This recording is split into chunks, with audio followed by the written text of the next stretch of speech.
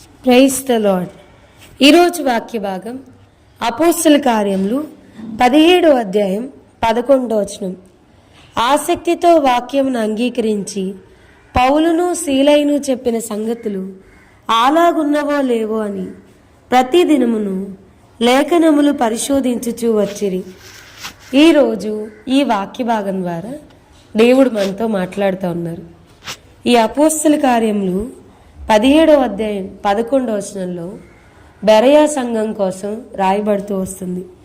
పౌలు, శీల వంటి గొప్ప దైవజనులు వారికి వాక్యాన్ని బోధించినప్పుడు ఆసక్తితో వాక్యాన్ని అంగీకరించి వాళ్ళు చెప్పిన సంగతులు అలాగున్నాయో లేదో అని ప్రతి దినము లేఖనములు పరిశోధించుచూ వచ్చారు.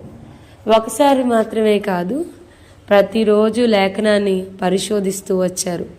లేఖనం ఎంత స్పష్టంగా మన కోసం రాయబడి ఉంది. ఈనాడు క్రైస్తవ్యంలో లేదా క్రైస్తవులుగా మనకి చాలా దుర్బోధలు ఎక్కువైపోతూ ఉన్నాయి. అయితే ప్రతిదానికి సరి అయిన కొలబద్ద, సరి అయిన మెజర్ ఏంటి అని అంటే వాక్యమే. ఎవరేది చెప్పినా కూడా వాక్యంతో పాటు మనం దాన్ని చెక్ చేసుకోవాలి, క్రాస్ చెక్ చేయాలి. వాక్యం అలా చెప్తుందా? సేవకుడు చెప్పినట్లుగా బైబిల్లో ఉందా? సేవకుడు అల్టిమేట్ కాదు, బైబిల్ మాత్రమే అల్టిమేట్. ఏ సేవకుడు ఏది చెప్తే అది పాటిస్తాం, సేవకులు చెప్పింది తూచా తప్పకుండా చేస్తామని కాదు. ఎంత పెద్ద సేవకులు చెప్పినా మెజర్ ఏంటి అంటే వాక్యం. సేవకుడు చెప్పిన బోధనను బట్టి మనకు తీర్పు ఉండదు, కానీ మన కొరకు దేవుడు రాయించిన ద బ్రెత్ ఆఫ్ గాడ్, దేవుని ఊపిరి చేత కూర్చబడిన బైబిల్ ప్రకారమే మనకి తీర్పు తీర్చబడతా ఉంటుంది. సో ప్రియమైన వారలారా, ఎవ్వరు వాక్యం చెప్పినా అది సరిగ్గా ఉందో లేదో మనకి తెలియాలి అని అంటే వాక్యాన్ని చదవాలి.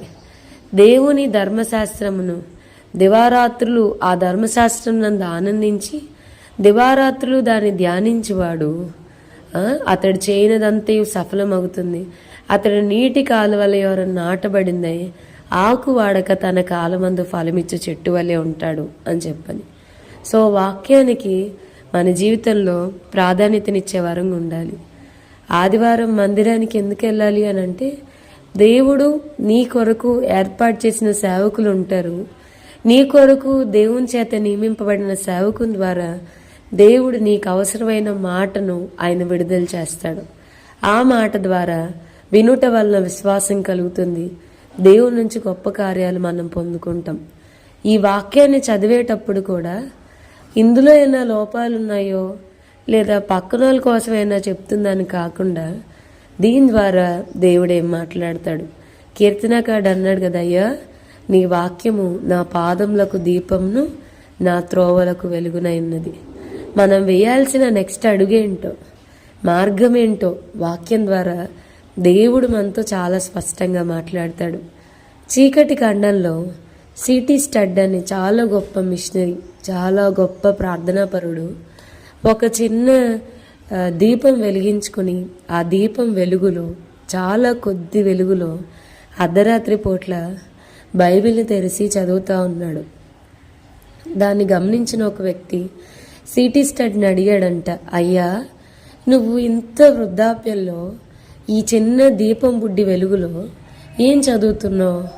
వాక్యంలో ఉన్న లోపాలను ఎదుగుతున్నావా లేకపోతే ఏంటి అని అడిగితే సిటీ స్టడ్ చెప్పాడంట, నిండు వృద్ధాప్యంలో ఉన్న వ్యక్తి, అయ్యా ఇంకా వాక్యంలో నా ప్రభువు నాకు చెప్పింది ఏదన్నా నేను అనుసరించకుండా తప్పిపోయానేమో, నాలో ఇంకేనా లోపాలున్నాయేమో, దేవుడు మాట్లాడతాడని ఈ అర్ధరాత్రి పూట్ల ఆ కొద్ది వెలుగులో వాక్యాన్ని చదువుతా ఉన్నానని చెప్పాడట.